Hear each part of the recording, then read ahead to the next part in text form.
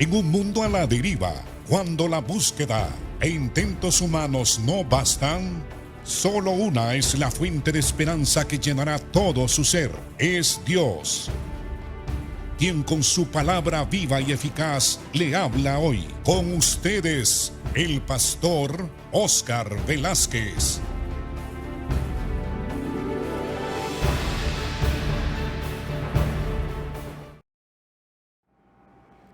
Bienvenido, hermano y hermana, a su programa Viva y Eficaz.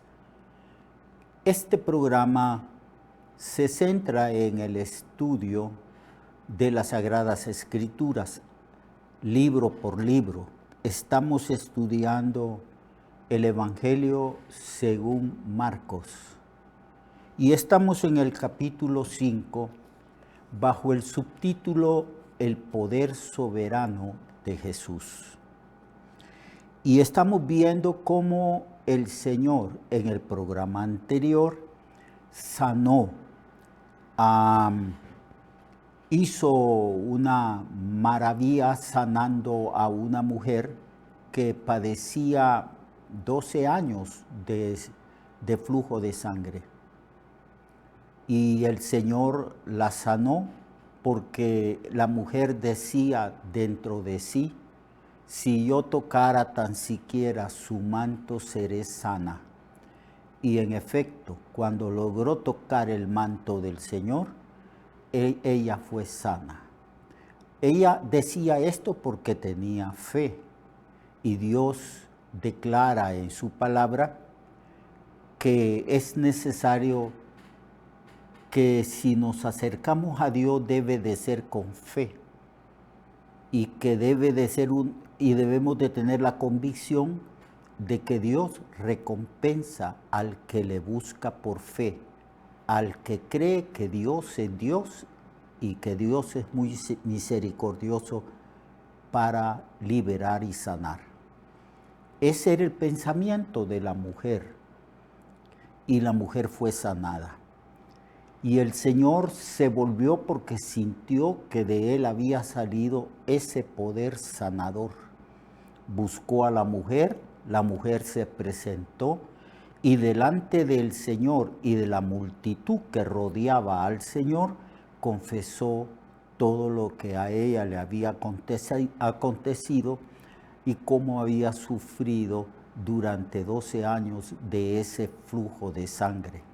Y cómo eso la impedía a ella a participar de todos los privilegios espirituales y de tener una comunión íntima con los seres humanos. Hoy vamos a continuar el estudio, porque recuerde usted, hermano y hermana, que esta sanidad de la mujer de flujo de sangre era cuando Cristo iba con Jairo a la casa de Jairo porque tenía una hija que estaba a punto de morir. Así pues que cuando Cristo bendijo a la mujer que lo tocó en el trayecto que el Señor llevaba, dice el verso 35 que mientras él aún hablaba a la mujer, vinieron de la casa del principal de la sinagoga diciendo, tu hija ha muerto, ya no molestes más al maestro. Pero Jesús, luego que oyó lo que se decía que estaba muerta, dijo al principal de la sinagoga, es decir, a Jairo, le dijo, no temas, cree solamente. Esto lo dijo el Señor para evitar que Jairo perdiera toda su confianza, porque Jairo le había dicho al Señor, ven a mi casa y sana a mi hija, y yo sé que si tú vienes a mi casa, mi hija vivirá, mi hija será sanada.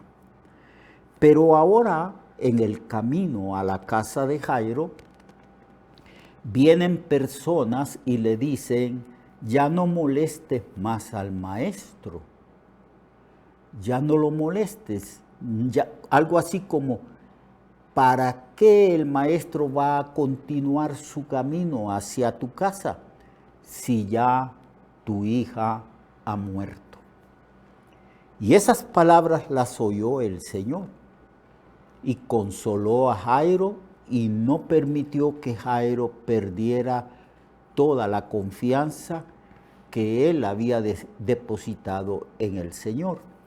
Entonces le dijo, no temas, no tengas temor a causa de que tu hija, de la noticia de que tu hija ha muerto. Cree solamente.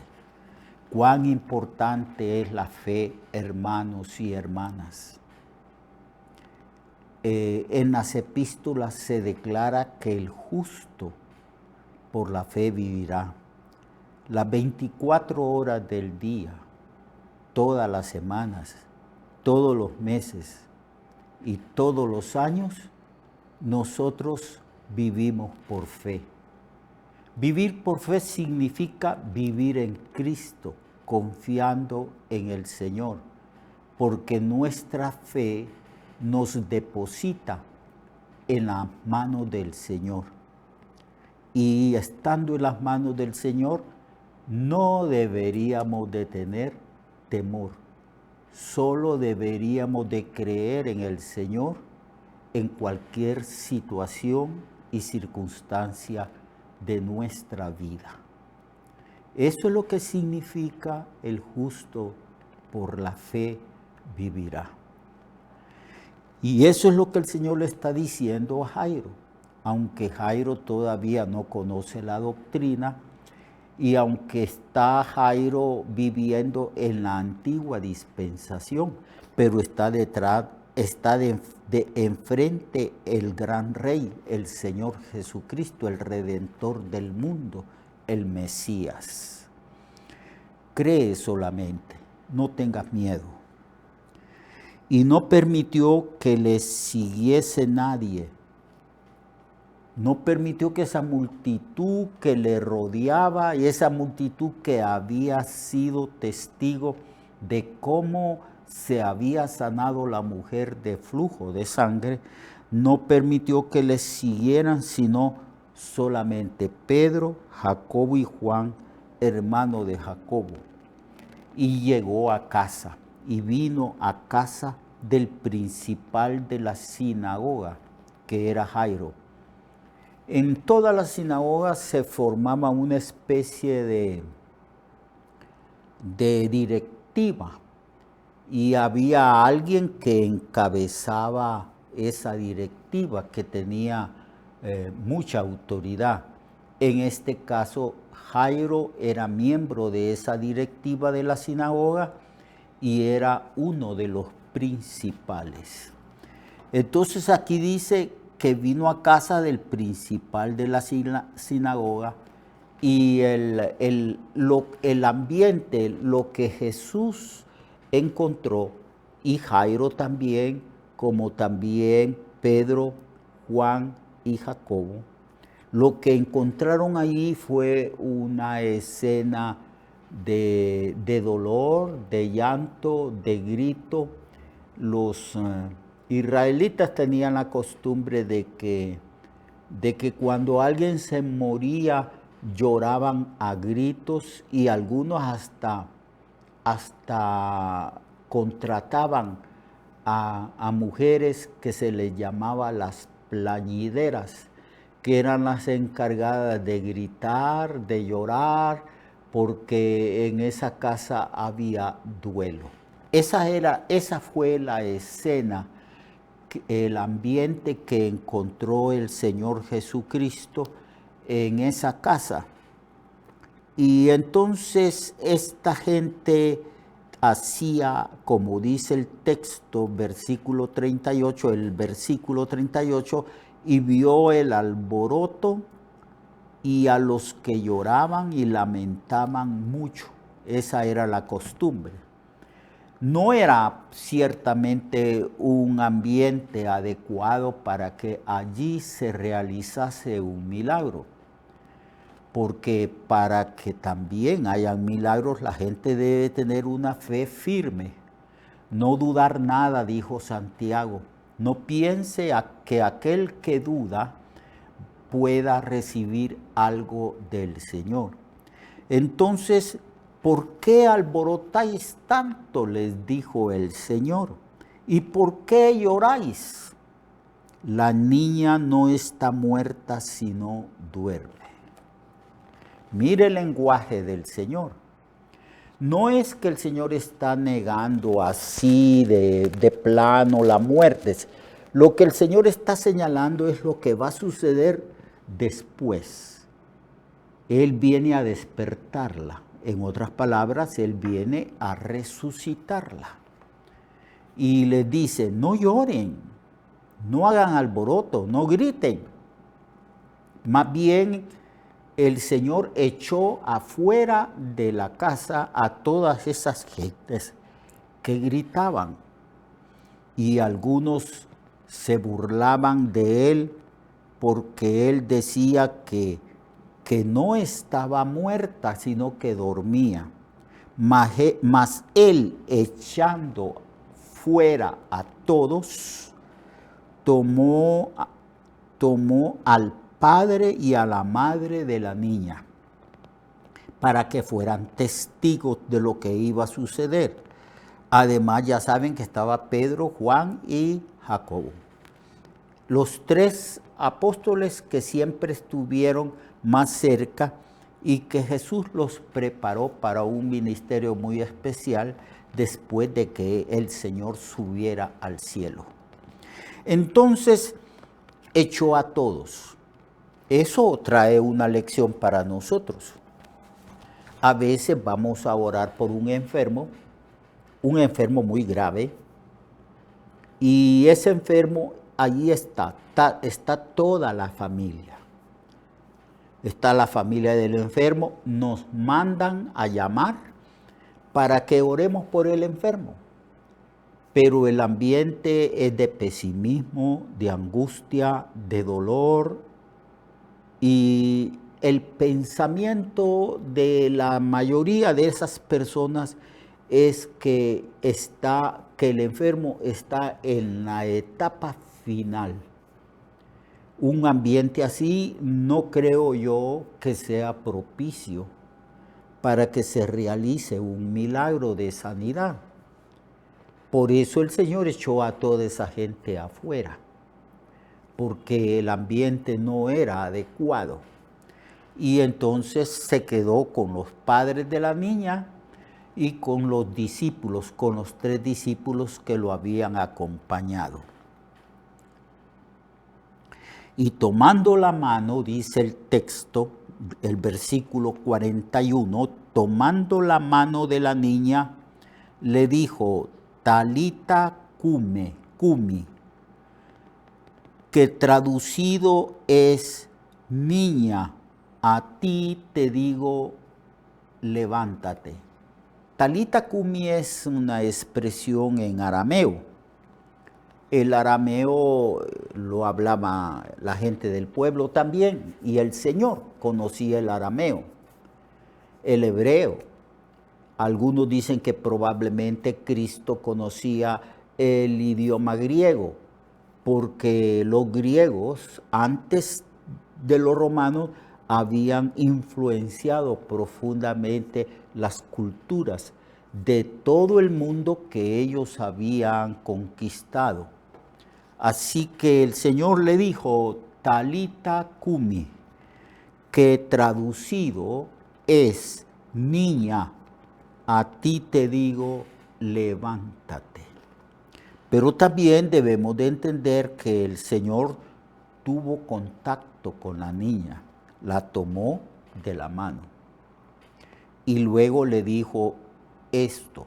No es que el Señor oró, sino más bien el Señor le dio una orden, expresó un mandato.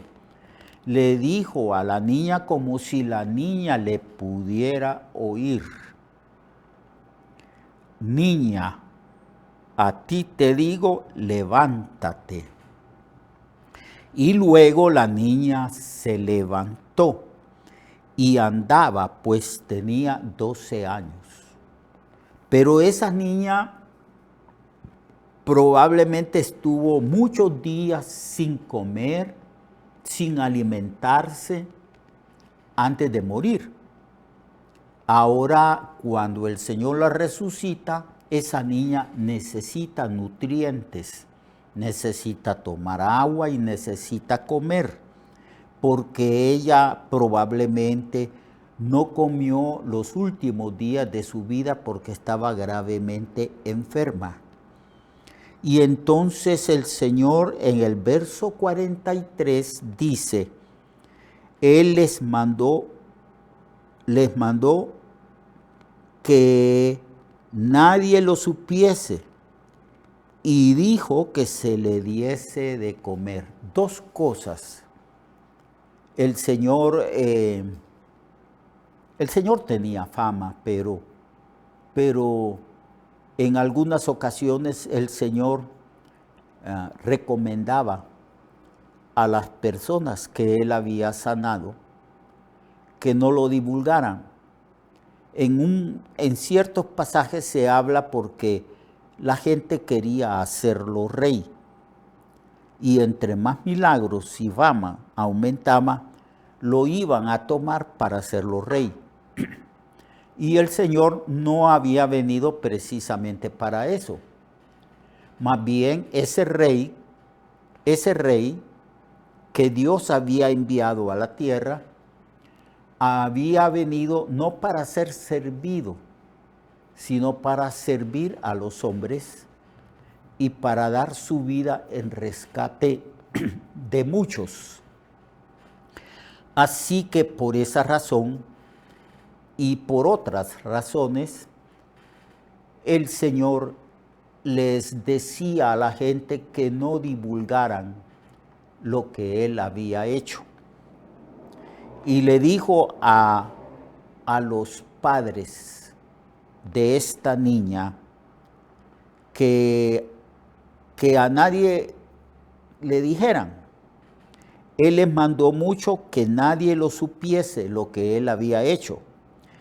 Y también le dijo, esta niña necesita alimento, sustento, denle lo más pronto posible de comer.